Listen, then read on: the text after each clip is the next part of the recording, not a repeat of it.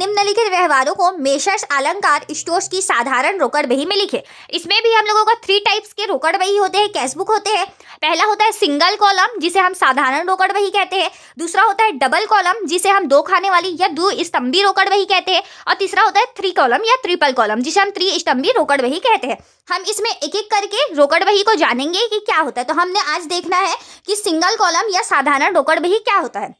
हमारा पहला क्वेश्चन है, रोकड़ से व्यापार प्रारंभ किया, बिजनेस स्टार्टेड विद कैश। तो हम बिजनेस स्टार्ट करते हैं तो उसका एंट्री क्या करते हैं, cash account debit to capital account या रोकड़ खाता डेबिट टू पूंजी खाता से। तो यहाँ पे हमारा रोकड़ खाता डेबिट हो रहा है, तो हम यहाँ पे मेसर्स अलंकार स्टोर्स का रोकड़ बही बना रहे हैं, कैश बुक बना रहे हैं, जिसमें हमारे एंट्री के हिसाब से क्या हुआ, रोकड़ खाता डेबिट हुआ है। तो हम डेबिट साइड आएंगे और उसके जगह पूंजी खाता से टू कैपिटल अकाउंट लिख देंगे।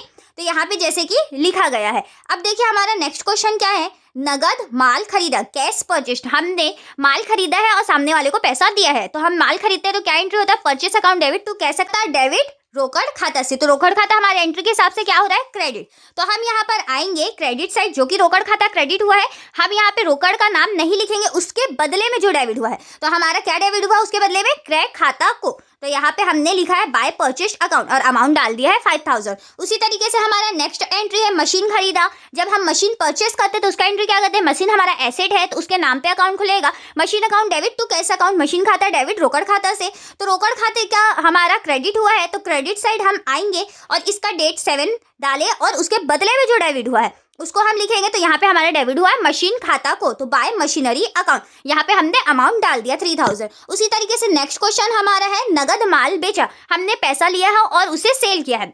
हमारा एंट्री क्या होता है, रोकड़ खाता डेबिट टू सेल अकाउंट या रोकड़ खाता डेबिट टू विक्रय खाता से।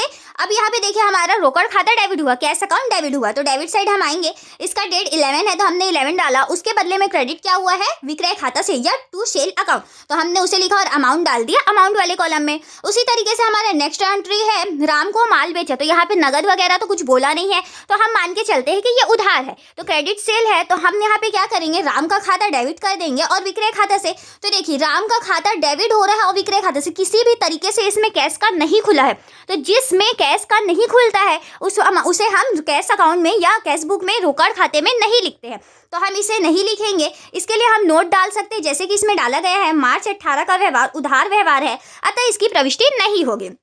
नेक्स्ट क्वेश्चन देखते हैं। नेक्स्ट क्वेश्चन हमारा है, राम से रोकड़ मिली उसे छूट दी, तो हमें राम से पैसा मिल रहा है और हमने उसे डिस्काउंट दिया, तो इसका एंट्री क्या होगा, रोकड़ खाता डेबिट, बट्टा खाता डेबिट और राम खाता से। तो हमारा रोकड़ डेबिट हुआ है, तो हम डेबिट साइड में आएंगे। देखिए राम से हमें पैसा कितना मिल रहा है, 490, और हम उसे छूट कितना दे रहे हैं, 10 रुपये। तो यहाँ पे हम रोकड़ खाता बना रहे हैं, तो रोकड़ खाते के हम डेबिट साइड में आएंगे और जितने अमाउंट से हमारा रोकड़ डेबिट हुआ है उतने ही अमाउंट से इधर लिखेंगे। बट्टा यहाँ पे हमारा बट्टे का डिस्काउंट का कॉलम नहीं है, तो हम इसमें बट्टा का कोई अमाउंट नहीं लिखेंगे। अब देखिए हम राम का खाता भी केवल हम जितने से रोकड़ डेबिट हुआ वही अमाउंट से कर रहे हैं। अब देखिए यहाँ पे वेतन दिया, पेड सैलरी, हम किसी को सैलरी देते हैं तो उसका एंट्री क्या करते हैं, वेतन खाता डेबिट रोकड़ खाता से। तो रोकड़ हमारा क्रेडिट हुआ है, कैश क्रेडिट हुआ है, तो हम क्रेडिट साइड में आएंगे और लिख देंगे वेतन खाता को या बाय सैलरी अकाउंट। यहाँ पे हमारा 200 से हुआ है तो हमने अमाउंट को लिख दिया। इसके बाद हम क्या करते हैं, जितना हमारा डेबिट साइड वाला है उसे अमाउंट को प्लस करते हैं और उसके बाद जितना हमारे क्रेडिट साइड वाले हैं, यहाँ तक हमारे क्रेडिट साइड वाले थे, उसको हम उसमें माइनस करेंगे। अब यहाँ पे हमारा देखिए जिस साइड कम आता है यहाँ पे हमारा आ रहा है क्रेडिट साइड में कम, तो हम यहाँ पे शेष ले गए जो कि 31 मार्च या जिस मंथ का हम बना रहे हैं उसके लास्ट डेट में होता है, तो 31 मार्च और बाय बैलेंस सीडी या शेष ले गए, माइनस अमाउंट हम यहाँ पे लिख देंगे। अब यहाँ पे डेबिट का भी इक्वल हो जाएगा और क्रेडिट का भी इक्वल हो जाएगा।